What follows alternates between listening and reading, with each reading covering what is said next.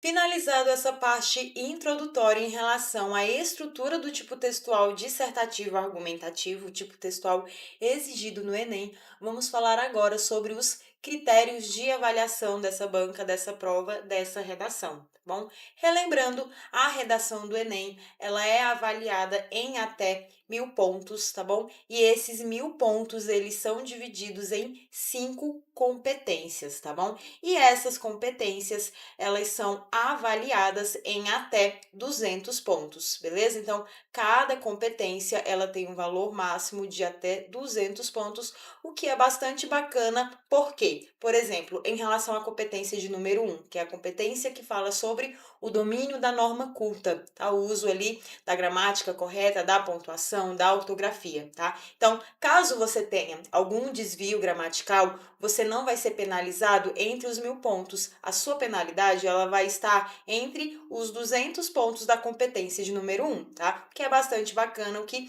facilita ali na nossa construção de nota, beleza? E o que é avaliado nessa primeira competência? Primeiro, é avaliado em relação ao domínio correto ali da gramática, ao domínio da ortografia, da escrita, né? E da pontuação. Então, se o seu texto gramaticalmente ele está ali correto, tem clareza também, clareza e coerência na construção frasal. Então, se o texto ele está gramaticalmente correto, tem ele uso da pontuação correta, o uso da ortografia correta, tudo isso é avaliado exclusivamente na competência de número 1, tá bom? O que mais que podemos dizer em relação aos erros comuns? O que faz você perder ponto na competência de número 1? Primeiro, falta de concordância verbal, concordância nominal, sabe? Quando a gente tem ali um período no qual o meu sujeito ele não concorda com o meu verbo, o meu sujeito está no plural, o meu verbo está no singular ou vice-versa. Então, isso traz esse desvio gramatical, o que faz você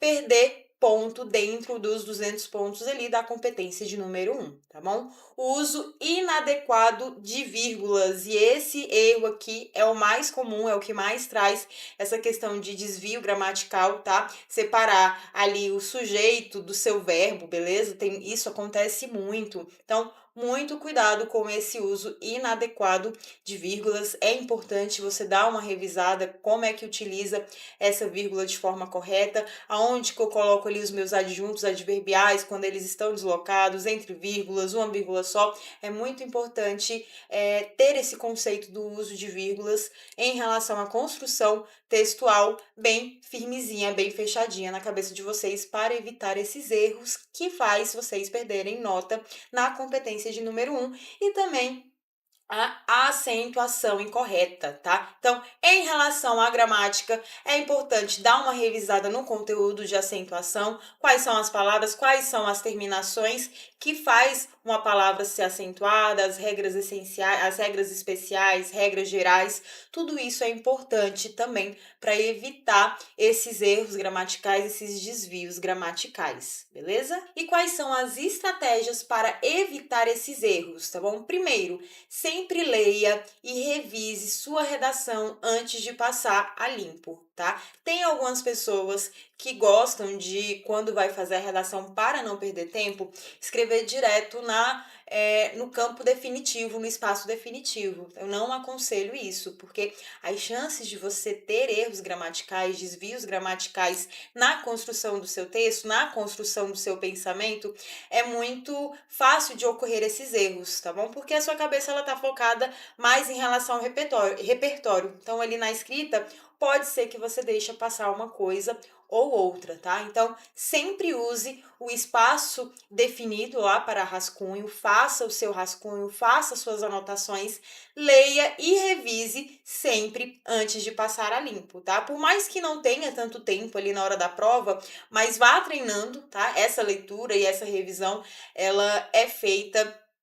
Tem que ter a prática, não adianta. A redação não é só você chegar lá no dia da redação, assistir às aulas e chegar lá no dia da redação e fazer uma redação. Não é. Tem que ter a prática, você tem que estar fazendo constantemente ali as suas redações. Aqui na plataforma, inclusive, tem um espaço muito bacana para você poder treinar, que tem a utilização da inteligência artificial, que é trabalhada, já está pronta lá nas competências do Enem. Então, sempre faça suas redações, sempre treine vários tipos de tema, vários tipos de repertório, para chegar no dia da sua redação, você ter essa habilidade de fazer essa leitura e essa revisão no tempo hábil que você tem ali para fazer a prova, tá bom? Treine a escrita formal com leituras diversificadas. Não adianta, para você ser um bom escritor, para você escrever uma redação bem ou qualquer outro tipo de texto, você precisa ler bastante, tá?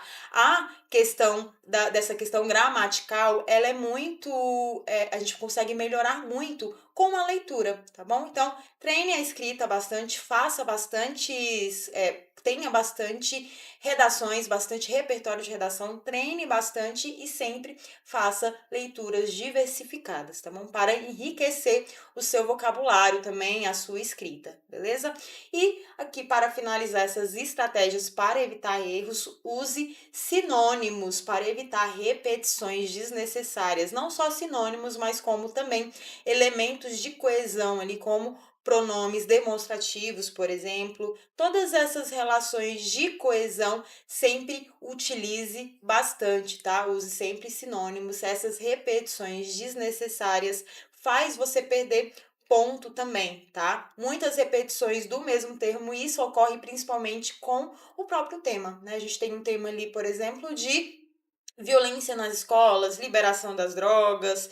Então, é muito provável que no seu texto pode ser que tenha a palavra drogas, a palavra violência repetida várias vezes. Então, é importante procurar sinônimos para no decorrer do texto você abordar o tema com diversas falas diferentes, tá bom? Então, sempre use sinônimos, evite essas repetições desnecessárias, beleza? E em relação a esses erros comuns, eu trouxe aqui alguns exemplos que vocês não devem seguir na hora da redação de vocês, tá? Primeiro, em relação à falta de concordância verbal e nominal, ou só verbal, ou só nominal, enfim, falta de concordância. A gente tem aqui a sentença, por exemplo, as fake news causam muitos problemas na sociedade. Então, eu tenho aqui o meu verbo que está sem concordância com o meu sujeito que está no plural, tá? Então, o correto seria as fake news causam, no plural,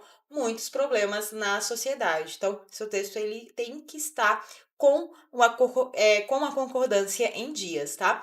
Aqui em relação ao uso inadequado da vírgula, né, de vírgulas, aqui a gente tem, por exemplo, a sentença: a desinformação afeta a sociedade de diversas formas. A gente tem aqui o nosso verbo afeta.